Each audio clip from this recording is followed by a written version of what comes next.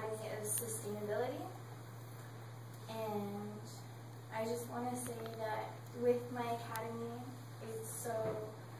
it's a project-based learning academy, and throughout the year we're getting projects where we can go out and help our society, our community with solving problems like our school using over $10,000 in money for an energy bill when we can have solar rooftops and not spend any of that money and put all that money into arts like orchestra or like our tennis team or our tennis courts that need to be rebuilt. All that money we can save at our school can be found within our resources given by our own state, which we have a lot of sun. I take all honors classes. I have honors geometry, honors English, honors biology, and all honors. I've taken almost more than freshman credits than I can have, and I'm so worried about with my ACE teachers. I have this lead position in the garden.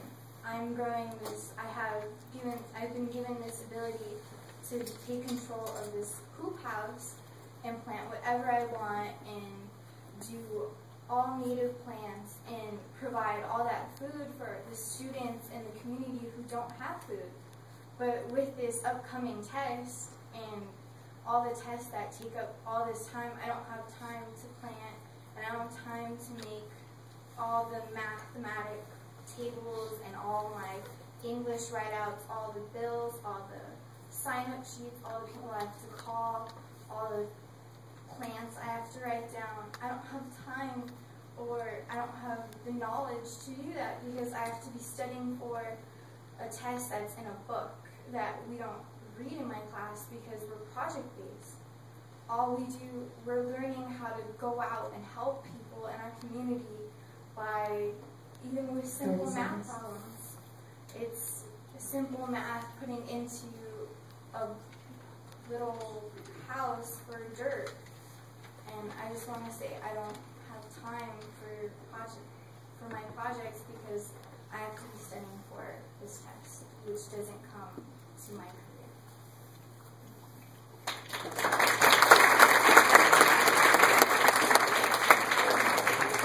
We don't usually comment on public forum, but I have to say that Irie was in my after-school program for 4 years, and I'm so proud of her.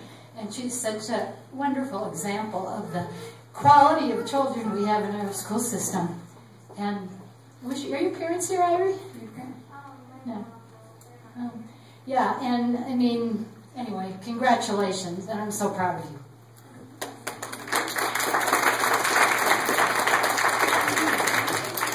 The next speaker is Ruby Lopez, followed by David Call.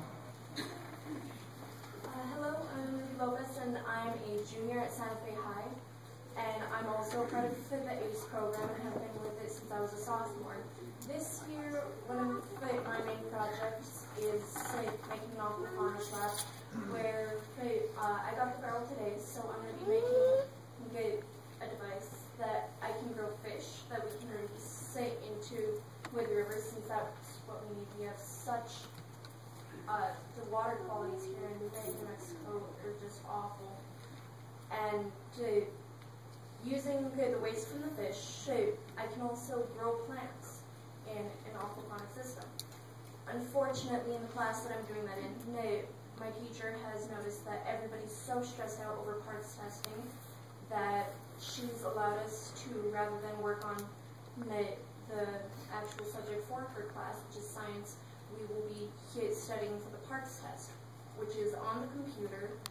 I personally am worried sick about taking the parts test because I have a 504 plan, and from what I'm understanding, everybody with 504 plans, IEPs, anything like that, are being completely disregarded in the process of this test.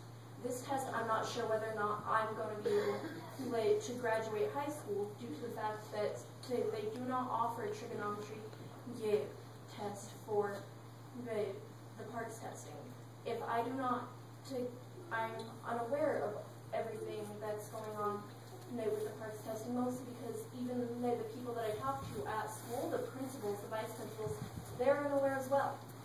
They don't know all the answers. I had one of my principals come into my class, and she didn't know anything about what was going to be on the PARCC test, what effects the PARCC test has on us. I'm still unsure of whether or not I opt out, I don't get my diploma. Or if I opt out with parents' consent, I don't get my diploma. I'm hearing 17 different stories from different people, and it's stressful. And it's especially stressful because I have little cousins who are in the system who I know don't test well because they don't learn like that. 79534, that is the number that I've been assigned by Santa Fe High to keep track of me. I am a number in this system, and I don't want to be a number in this test. I don't want to be a number that people can look at me and say, well, they're not as smart as everybody else. I don't test as well as some other people do. 30 seconds. There's a quote by Albert Einstein that I personally love. If you would judge a fish by its ability to climb a tree, it will spend its entire life believing that it is stupid. Not every student learns the same, and it's ridiculous to treat us all the same. Thank you.